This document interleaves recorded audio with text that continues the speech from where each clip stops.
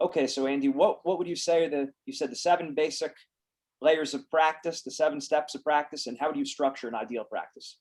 So, okay, so I'll go through these 7 parts of practice, and I'll talk about the physical and mental and technical components of those. So, first part of practice is the athletic warm up. And we call it an athletic warm up because it's just that it moves your body in 72 different directions. There's 4 parts of it. You have your jogging, so jogging every direction. You have your tumbling, then you have dynamic stretching, and then you have wrestling related movements that are things that you could do like stance motion around the mat, hip ice drills.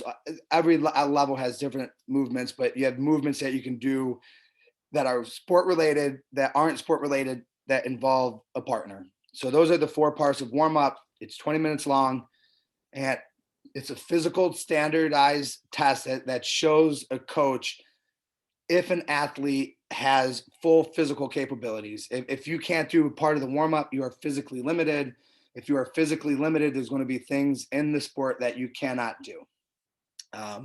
So that's the first part of practice. And again, the mental part of doing this warm up consistently is it gets your body and your mind primed, not just for practice, but for competition. So you know how you feel every time you get done with this warm up. You know what to expect. You know that you've done it before.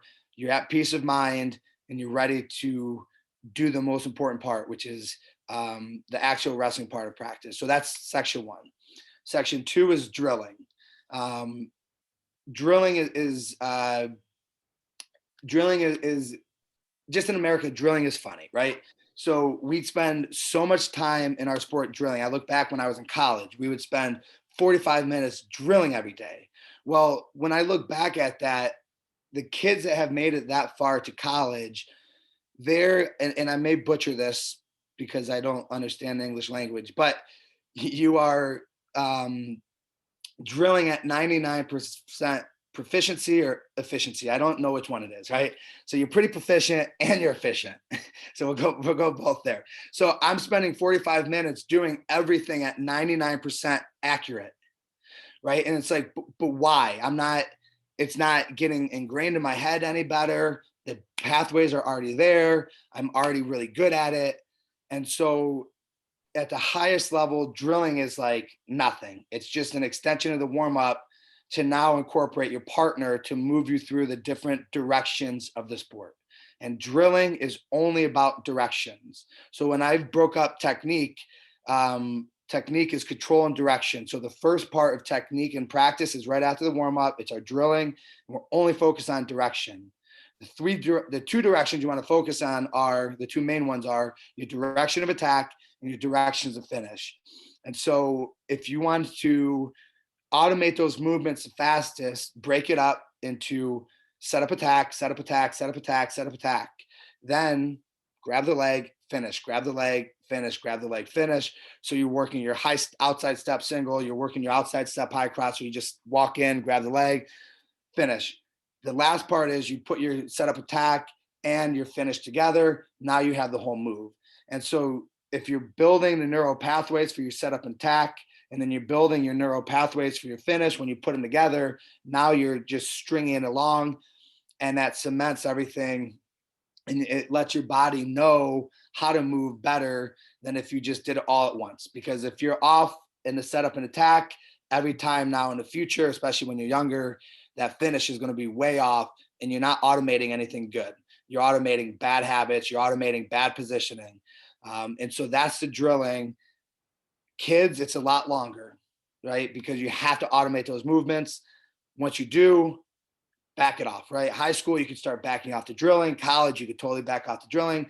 International, they drill 6 minutes a day. That's it, 6 minutes, right? They know their moves. And so that's the first 2 sections, right? And these are all like, what's it when a word is the same forward and back? A palindrome. That's it.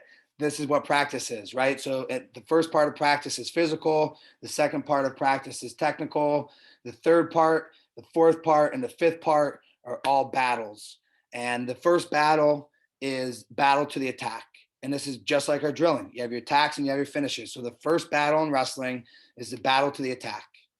And for us, you have upper body attacks, you have lower leg attacks, and then you have top bottom attacks. So you have your stand-ups, you have your breakdowns. And so you can make different games for each one of those. And for us, the main one, because the main part of wrestling is getting to the leg, especially in high school and freestyle, the most of our time spent in the attack is live to the leg. So what that means is we're going to go through that chart of 4, right? So you have a chart of 4. So you have 2 things you could be. You could be offense and you could be defense. With those 2 things, you have 4 options because you have to throw your opponent into it. So in the beginning of the match, you and I are squaring off. Maybe we're both offense, right? Now as the match progresses, maybe I'm winning by 4 points. I can pull back a little bit. I'm defense. I'm like, hey, I don't need to take a risk. I'm winning. You need to take the risk. You're losing. You're offense. I'm defense. Okay, maybe those roles are changed. Maybe I'm losing by 4. You're winning by 4. Now I'm offense. You're defense. And so we have offense, defense, offense, and the last one is defense. We throw that away because more theoretical than practical. Yeah. Right, because you don't need to train for anything that's not going to happen. So there's 3 things that we really focus on in that, and those are offense, defense, offense. Those are the 3 situational encounters you'll have within a match. So that's the first battle. The second battle is once you actually get to the leg. So I don't even count an attack if you don't get to the leg, or if you don't get to a position. You may not get your hands locked, but if you're in a front headlock, that was a real attack because you went far enough to get into a position. So my theory is that there's 4 attacks: upper body, lower body, left side, right side. It's all different depending on if you're right-handed, left-handed. So I keep it simple. You can attack 4 areas of the body. Those 4 areas, hold on. Those 4 areas are lead to 5 positions, right? So you can attack those 4 areas that leads to 5 positions. Those 5 positions are upper body, right leg, left leg, failed attacks, top bottom, right? Because you could hit a double leg, now you're on top bottom. So those 4 attacks lead to 5 positions. Every day we train those 5 positions. This is the bulk of our training in wrestling. So live offense, defense is 5 minutes. Situational wrestling, 5 positions, 5 situations per day. There's 18 overall situations that we do. We rotate them through in a week. So you hit every position. There's crossover because you could be in a medium single one day.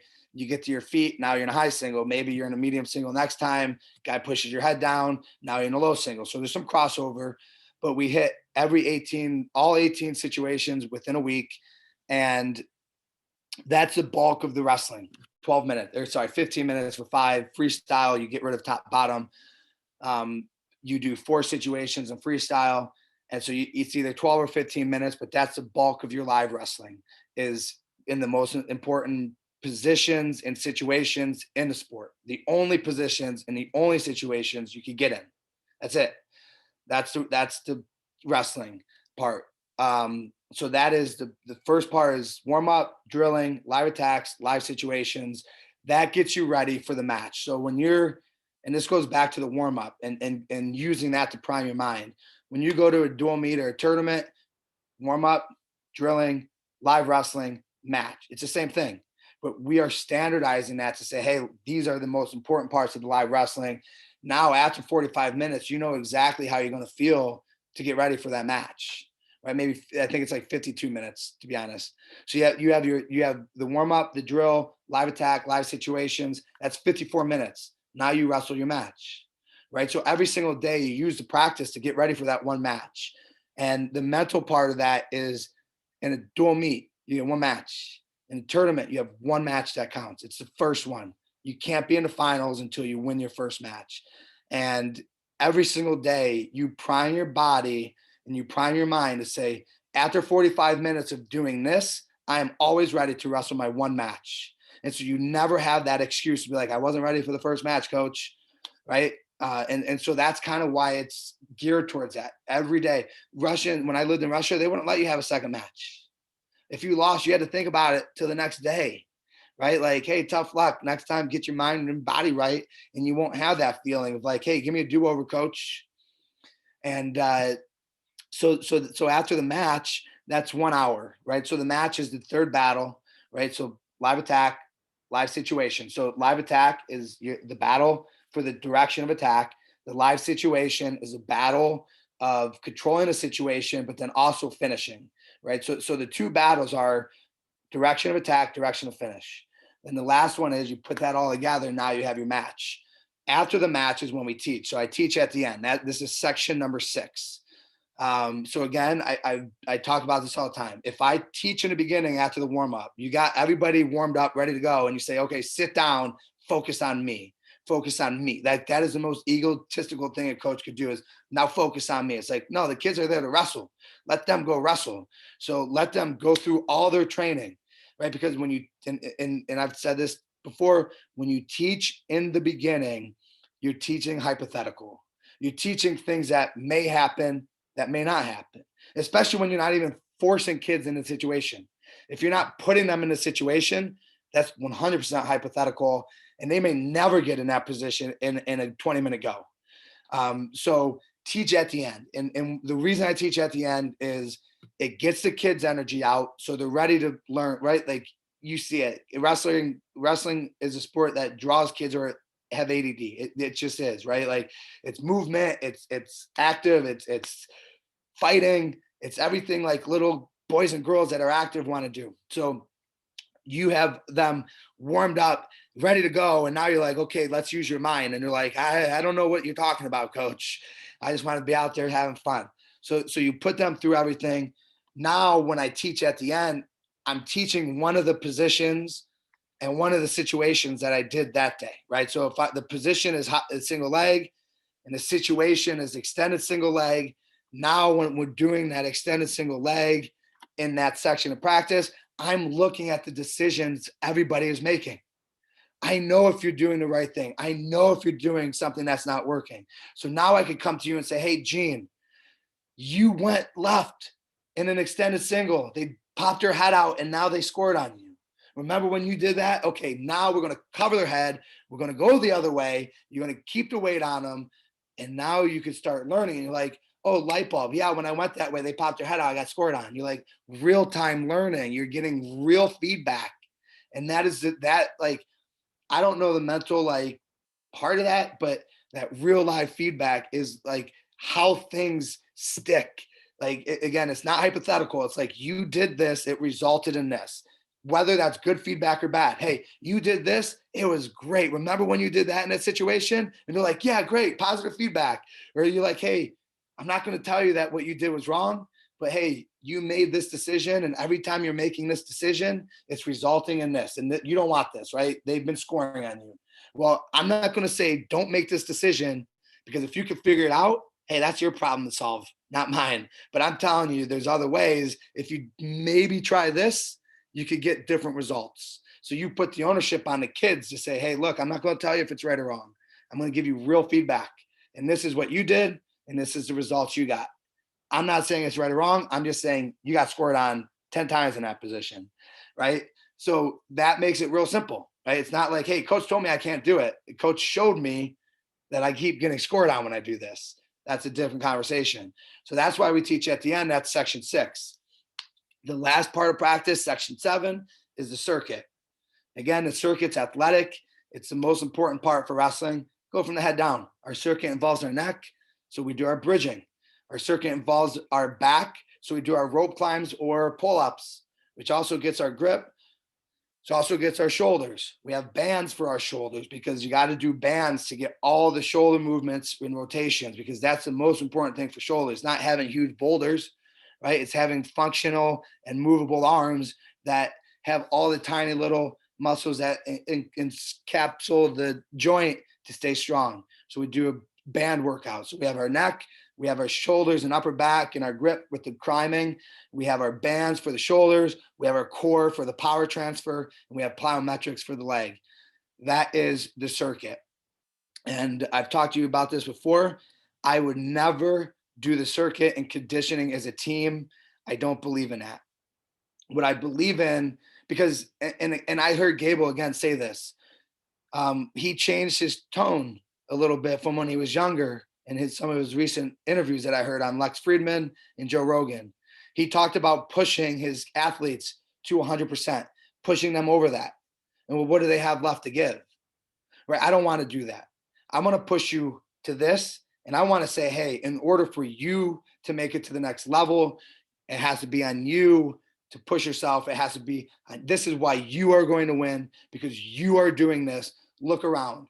And so that's why at the circuit at the end, I said, this is our circuit. This is our conditioning. Again, you don't have to do conditioning. People don't understand cardio. Cardio is done in wrestling.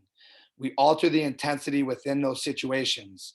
So we have 3-minute goes, we have 6 15-second or 6 30-second goes, and we have 6 15-second goes, depending on which cycle we're training. That is how you get your metabolic pathway to operate, not your cardiovascular system. So the training at the end is all muscular endurance. And that is, again, neck, shoulders, back, grip, core, legs.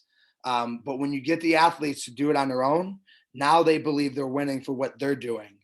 Like, college coaches are notorious for this. They push you to the breaking point every practice. And it's like, well, why are you winning? Well, I'm only winning because of what my coach does in the practice, because I only do what he makes me do, because he pushed me so hard, I can't do anything extra. Right. And so, but when you put that on the athlete to say, hey, I'm only going to push you to 80, 90%, the rest is on you. The best kids are going to go the extra 10%. Right. And the kids who don't want it, why would I make them do something? Why would I make them do sprints if they don't want to be there to do sprints, if they're not there to be state champs? Because as a coach, you got to get over your ego. Not everybody wants to be the world Olympic champion. And so if somebody doesn't want to be even on your varsity team, they just want to be there to participate, why would you torture them? And coaches love to torture them. Coaches are like, we're all doing this. It's like, but that kid only wants to be there because his brother's there. Now he hates you, and now he hates his brother. You know, it's like, don't do that to people. So in that athletic circuit, do you tell them exactly what to do and then do it on your own? Or you just say, these are some options, pick what you want? No, it's picked and planned. And so that all, you know, like, you're not going to do everything always the same. You don't want to bridge all the time. Maybe you do some next exercise, you know, partner next, and, you know, you mix up the core, you know, every couple of weeks, you mix up the plyometrics every couple of weeks. But the fact is, you still just have to do plyometrics for legs, because the number one thing that she teaches me is a broad jump. If you can't broad jump, I know you can't shoot. I tell a coach every time, I said, when they do the jumps, I'm going to pick out your 5 best wrestlers. And every time we do broad jumps in a warm up, I'm like, those are your 5 best wrestlers. How do you know? Well, because they could go from point A to point B the fastest, and I know they can attack. And the kids who can't jump, they can't attack. And if they can't attack, they probably also have weak cores. And that weak core means as soon as they can't attack and they're underneath somebody, they also can't get out of a front headlock. So it's not rocket science for me to be like, hey, I know who your best athletes are by looking at them jump, right? It seems so simple, but so yeah. So long story short, it's pre-planned. It's pre-planned, but it's on their own. It's pre-planned, but on their own. Correct. Nice. And it's constantly changing so that, you know, they get more benefits, right? You don't want to just do the same core every day. You know, you want to be able to core, you know, your rotational core, you want your up and down core, you want your low abs, you want your high abs. They all benefit in wrestling.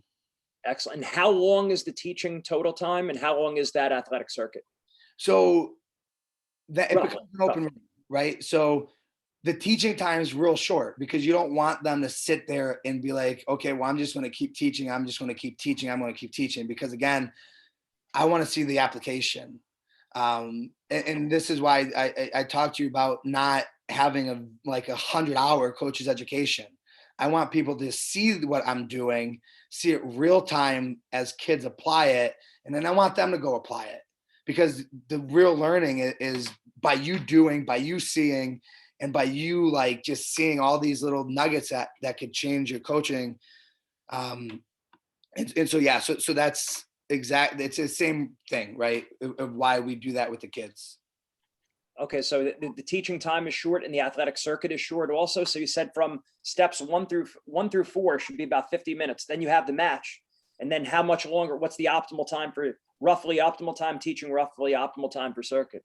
So 15 and 15 is minimum. Okay. max with 30.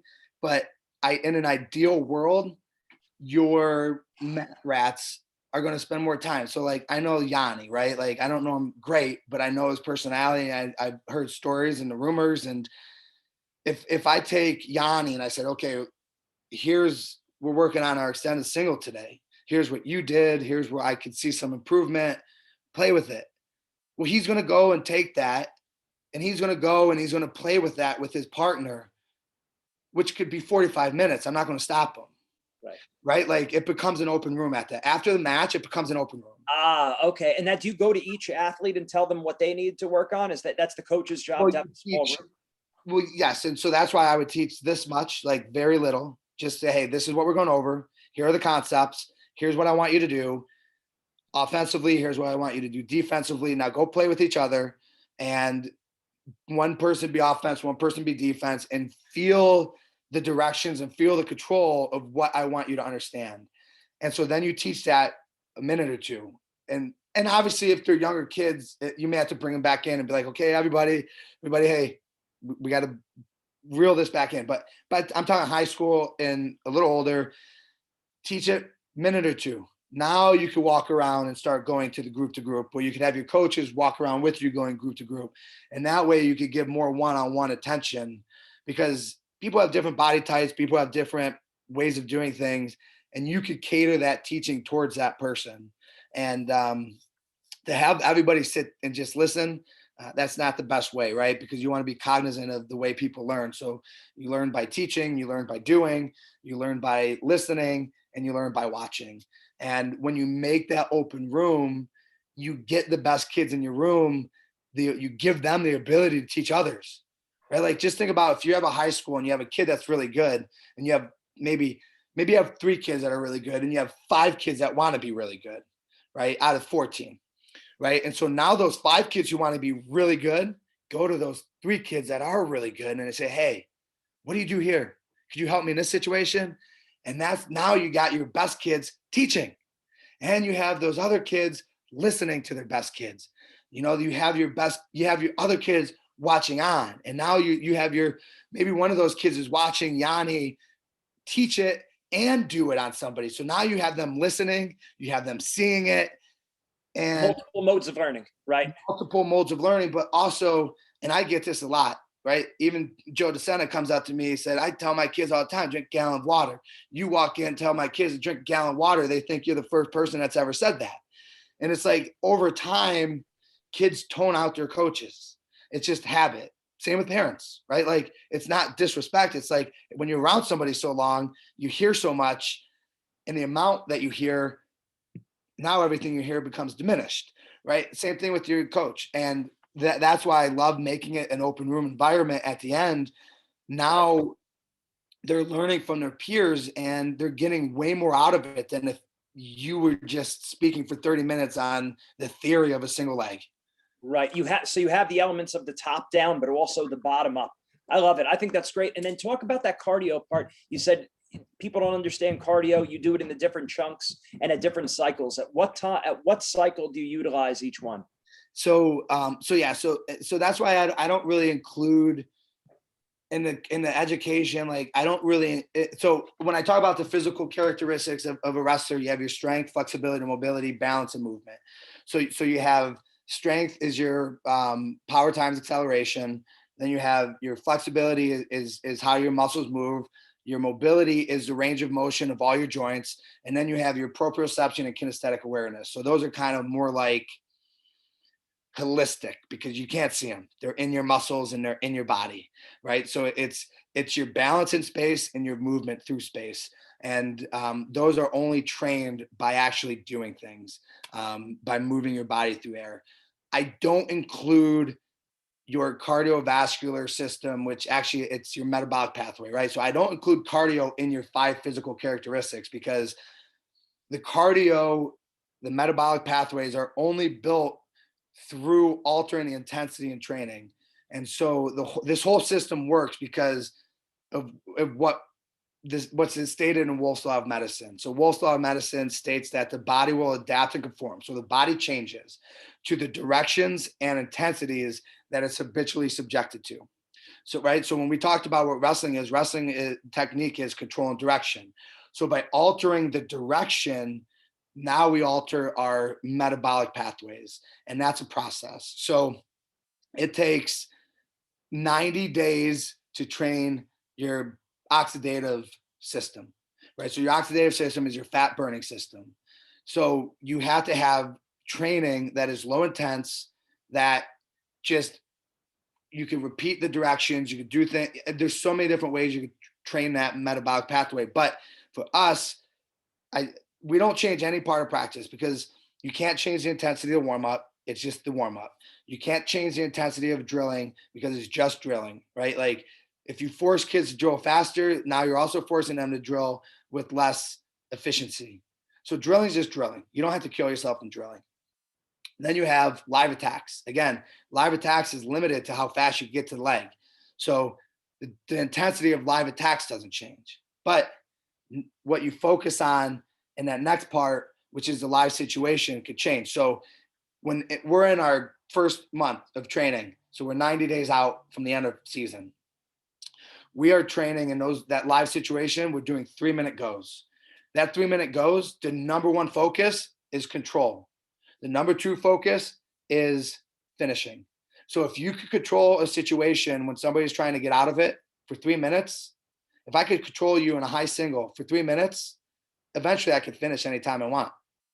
But if I can't control you for 5 seconds, I'm going to have to force myself to finish, which may not be in the best time for me to finish.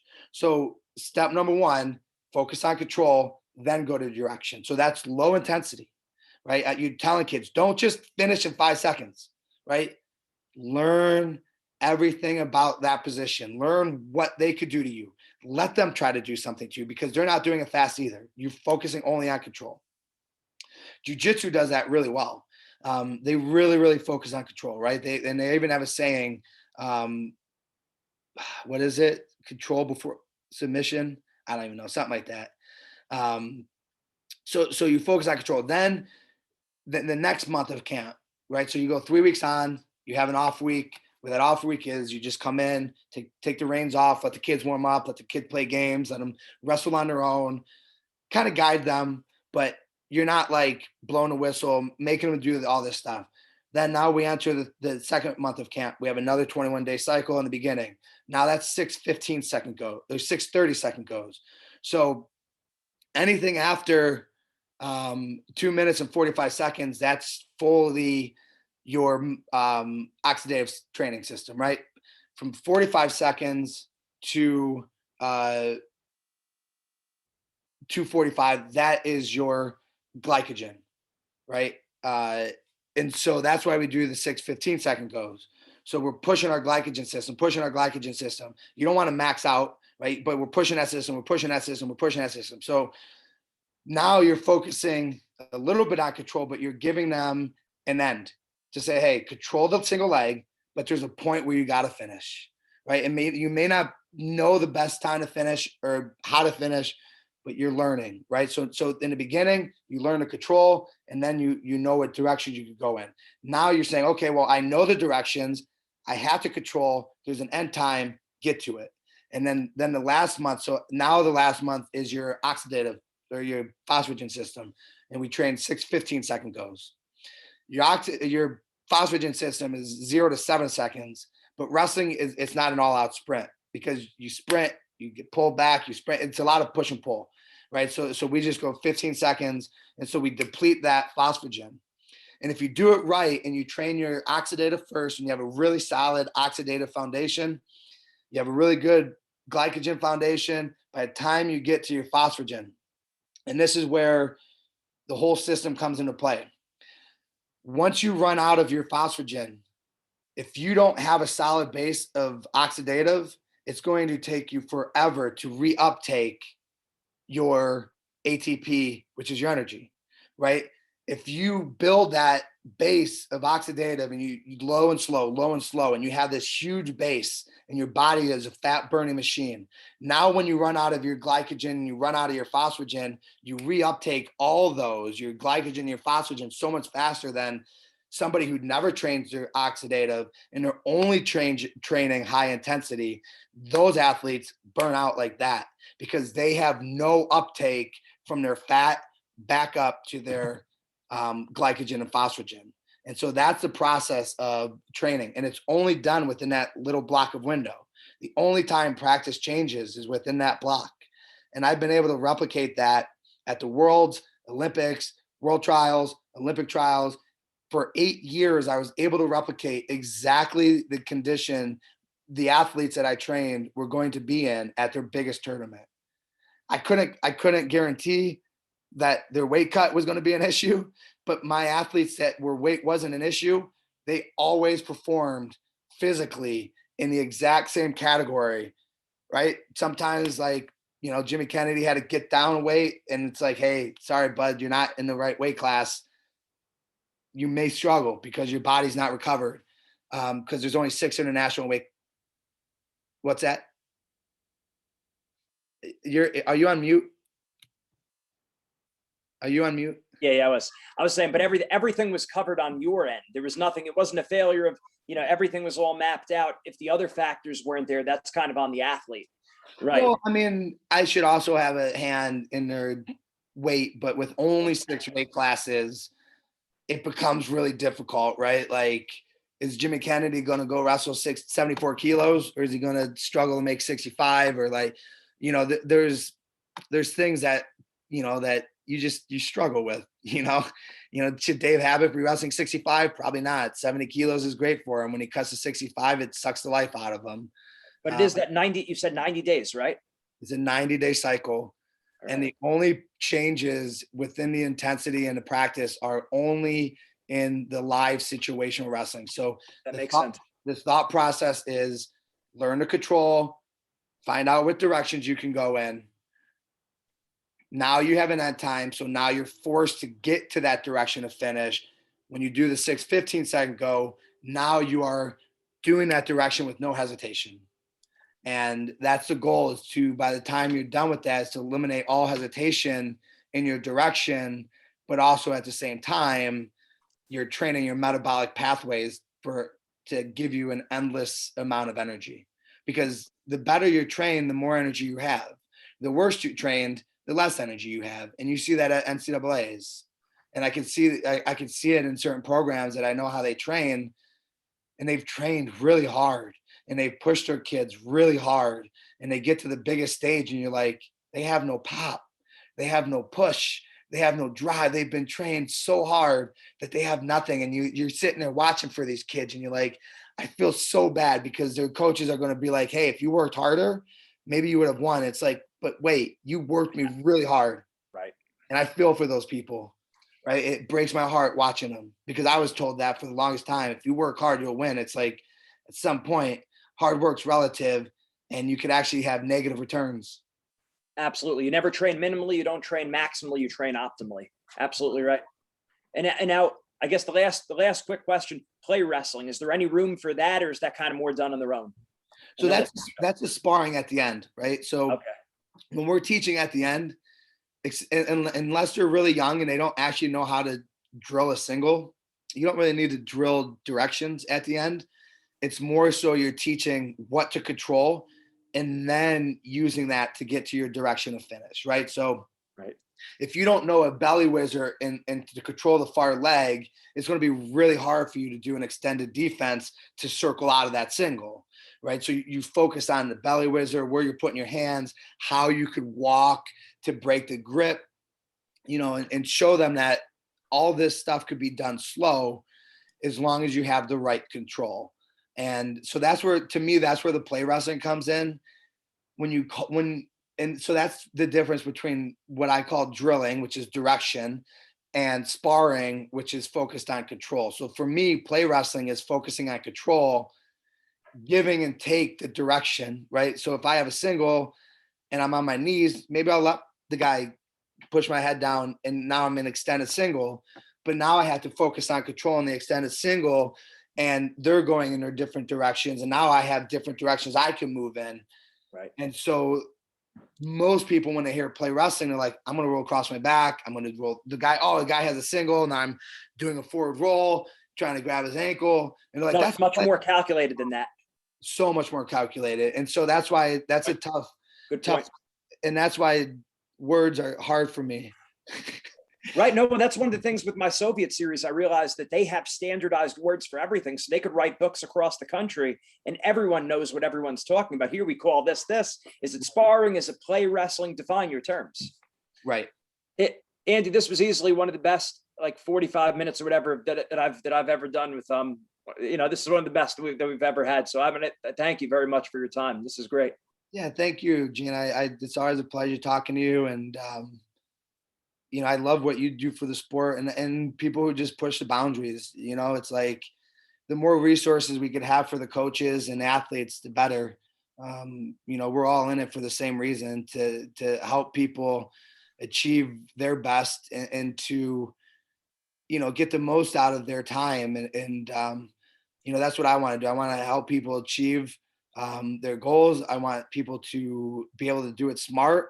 And I want to be able to do it in a way. And I heard this, I don't know if it was Bruce Lee or somebody, but they said, if you can't teach what you teach in something else, then it's not worth listening to. Right. And if I can't teach wrestling to cross over into every aspect of your life, because the way I have it now is the 5 things you can control is yourself, your environment, your attacks, your situation, and your finish. Right. So the environment being the mat.